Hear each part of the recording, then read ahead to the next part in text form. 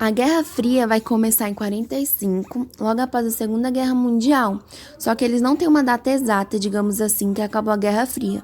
Mas o ato de cair o Muro de Berlim em 89 vai significar como se fosse o início do fim. Alguns já consideram o fim da Guerra Fria. A Guerra Fria era basicamente uma disputa política, ideológica e militar entre os Estados Unidos e a União Soviética. Por que política? Porque era uma disputa basicamente de poder, quem conseguia dominar mais. Por que ideológica? Capitalismo versus socialismo. E militar, obviamente, quem tem o maior poder. Quem tem melhor arma, melhores bombas, esse tipo de coisa. E assim, como eu disse, nunca teve um conflito militar direto entre as duas potências. Ainda bem que isso com certeza significaria uma grande catástrofe, porque estava no desenvolvimento de muitas bombas nucleares. Então, se tivesse um choque direto entre a União Soviética e os Estados Unidos, nós teríamos grandes problemas. Mas tiveram vários conflitos indiretos, como por exemplo a Guerra do Vietnã, que algumas tropas dos Estados Unidos foram enviadas para lá, só que ao invés da União Soviética enviar diretamente seus soldados para que essa guerra, não, ela pegou e financiou determinado lado, o lado socialista, para estar disputando essa guerra.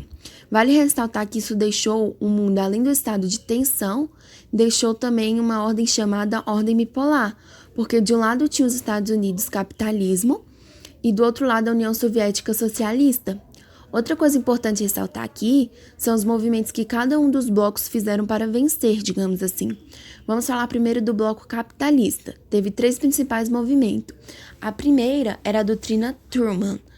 Truman era o então presidente dos Estados Unidos e ele disse que os norte-americanos e estadunidenses estavam utilizando todos os meios, exceto a guerra, para que chegasse ao fim do socialismo. Para que o socialismo não se atrapalhasse e espalhasse pelo mundo, isso envolvia propaganda. Tinham muito cinema, muitos filmes, desenhos que faziam questão de ressaltar que o capitalismo era superior ao socialismo. Isso era sempre feito como uma forma de propaganda, como forma de segurar, forma de conter a exposição do socialismo. Outro ponto importante é o Plano Marshall. O Plano Marshall era praticamente os Estados Unidos dando 13 bilhões de dólares para a Europa Ocidental para ajudar a Europa Ocidental a se reerguer após a guerra. Só que, na verdade, isso era um movimento, sim, para conseguir aliados lá na Europa, que estava bem ali, do lado da União Soviética. Então, se você enfraquece quem está na base, que está ali do lado, automaticamente fica muito mais fácil de você chegar até o centro da Europa, que no caso seria a União Soviética. Outro plano importante que a gente precisa destacar é a OTAN, que é a Organização do Tratado Atlântico Norte, que nada mais é do que a aliança política militar que os Estados Unidos fez com alguns países, para estar conseguindo apoio político e militar caso viesse ter outra guerra. Então, esses seriam os países capitalismo em primeira mão.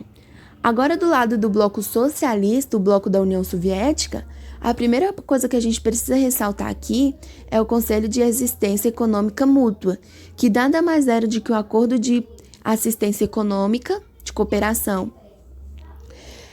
Seria o Plano Marshall, que eu tinha dito anteriormente, né, que é a questão de dar dinheiro, mas como a União Soviética não tinha tantos recursos financeiros, ela mais oferecia ajuda mútua. Então, um dos países ajuda o outro e os dois crescem em tese para disputar, vamos dizer assim. Com a OTAN existia o Pacto de Varsóvia, nada mais era do que uma aliança mesmo desse bloco socialista que fazia o contrato do político militar para estar defendendo a União Soviética. E as coisas importantes que a gente precisa ressaltar aqui para finalizar é que era um momento que a corrida armamentista estava bombando, estava no auge.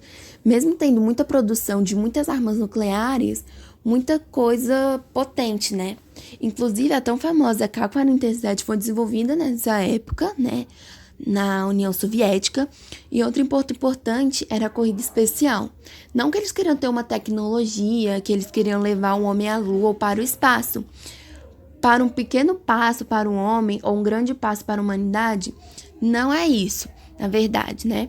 É só que era um meio de propaganda do sistema, seja capitalismo ou socialista, e o que acontece que muita gente não sabe é que em 61 a União Soviética coloca o primeiro homem no espaço e, obviamente, os Estados Unidos extremamente bravo, extremamente chateado. E em 69 eles falam, opa, peraí, vou chegar com o homem na Lua. E em 69 eles conseguem colocar o primeiro homem na Lua. Uma coisa importante para a gente ressaltar aqui é que assim a Guerra Fria foi acabando, porque a potência da União Soviética começou a cair e eles não tinham tantos recursos financeiros para estar mantendo essa guerra, assim como os Estados Unidos. Então eles vão diminuindo, até que chega uma hora que eles precisam reformar a política interna do país e assim desentrega aquele tanto de país que hoje em dia existe.